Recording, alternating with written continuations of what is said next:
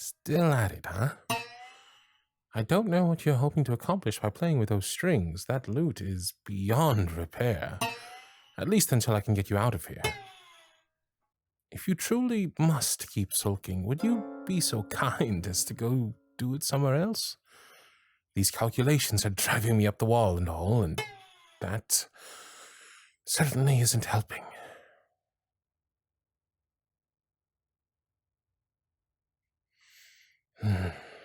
Forgive me.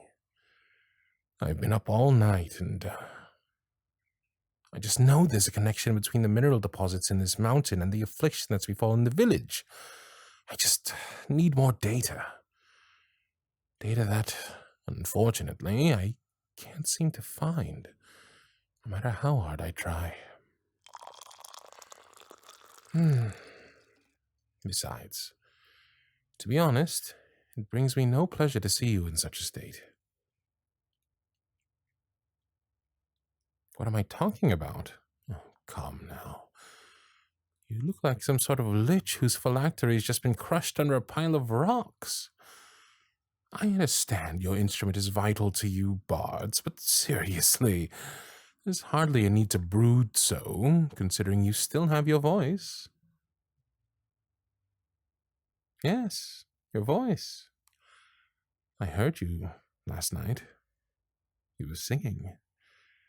Some ballad about a vampire chasing after their lost lover. Utter nonsense, if you ask me, but I mean, vampires only rarely take humans as lovers, and even then... Yes, I know. Ballads needn't abide by cold, hard facts, but then I ask you, what's the purpose of beauty if it doesn't serve to educate, even if just the tiniest amount? Yes, of course the ballad was lovely, and your voice is beautiful.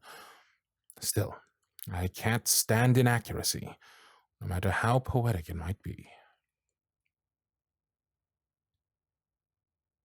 Oh, stop reading into every word I speak. Yes, your voice is beautiful. Happy? Good. Now, put down that lute and come sit with me. I'll brew some tea for you, too. I guess we both need a distraction from our sorrows now, don't we?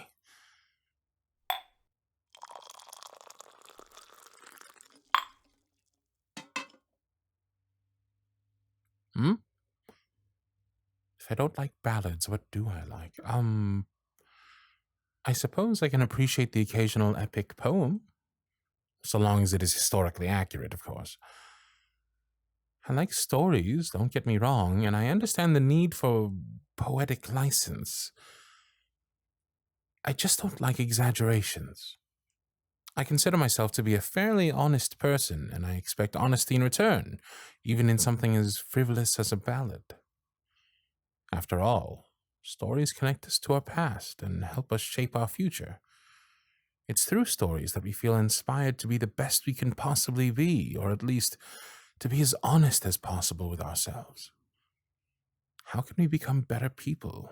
How can we be expected to forge a brighter future for ourselves if we would rather believe in fantasies than in facts?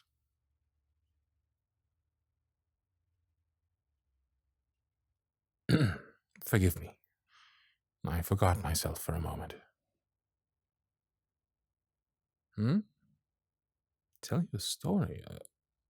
A story I like.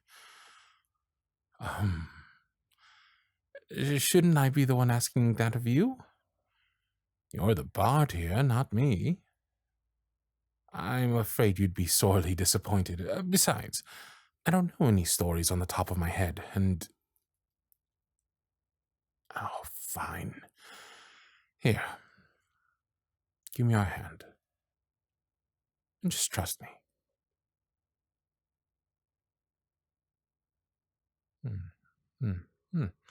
All right.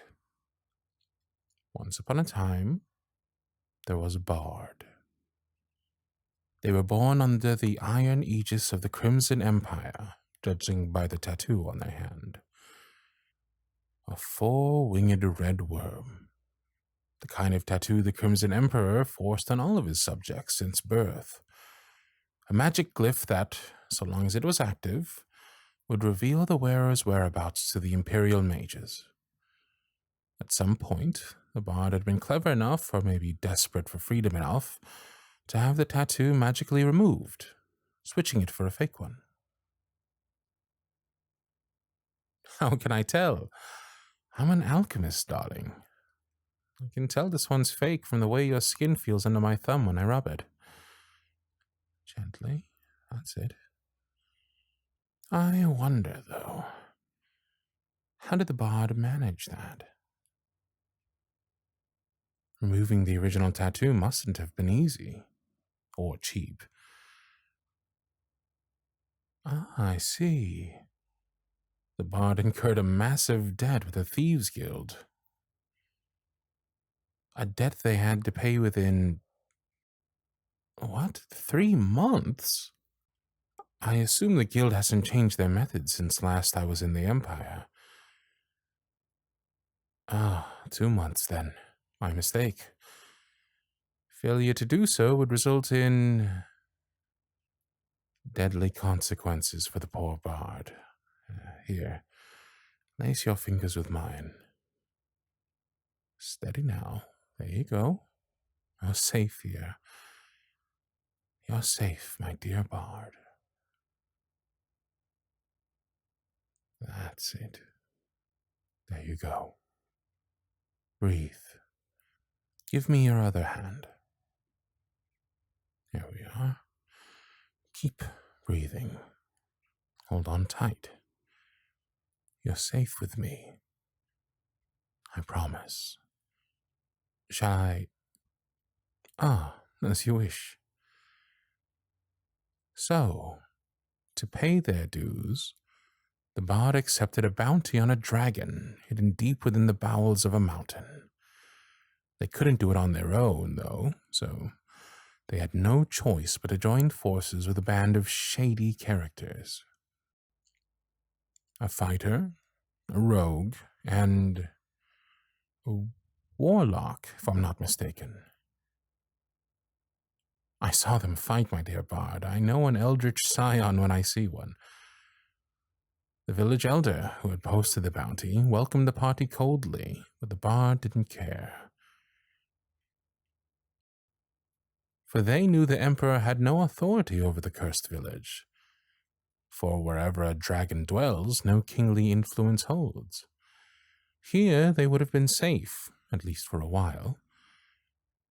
The fact that the village would have become part of the empire if they had succeeded in killing the beast, that was no concern of theirs. They just wanted their freedom, and for that, they would gladly sacrifice others. Oh? Not gladly? That's not it? Well, this is where the poetic license comes into play, I'm afraid. So, my dear bard, what's the truth then? What can I learn from you that I can only imagine? Oh.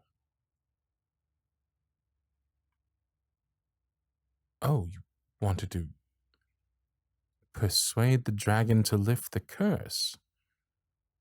So the village would have been safe, but the emperor still wouldn't have been able to conquer it.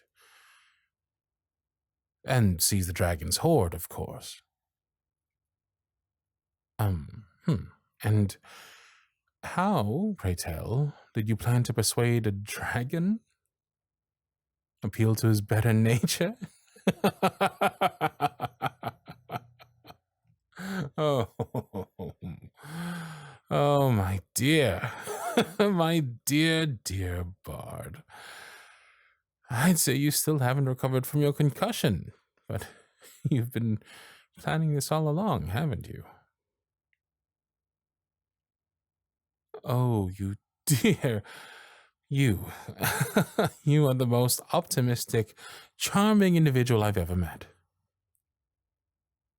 And, perhaps there's something to your folly. I don't want to reveal too much, but let's just say there's a reason why the dragon lets me be in his home. In fact, he's far more pleasant than people give him credit for. Yes, of course I know him. And if he was the monster everyone believes him to be, I'd be dead and charred by now. Tell you what, you finish your tea, start taking your medicine more regularly, and in a few days I'll take you to him. Your companions are still lost in the cavern, so there's still time for your wounds to heal properly. No, don't be impatient. Drink your tea and sit tight. I'll get your poultice. You can let go of my hands now. No. Well.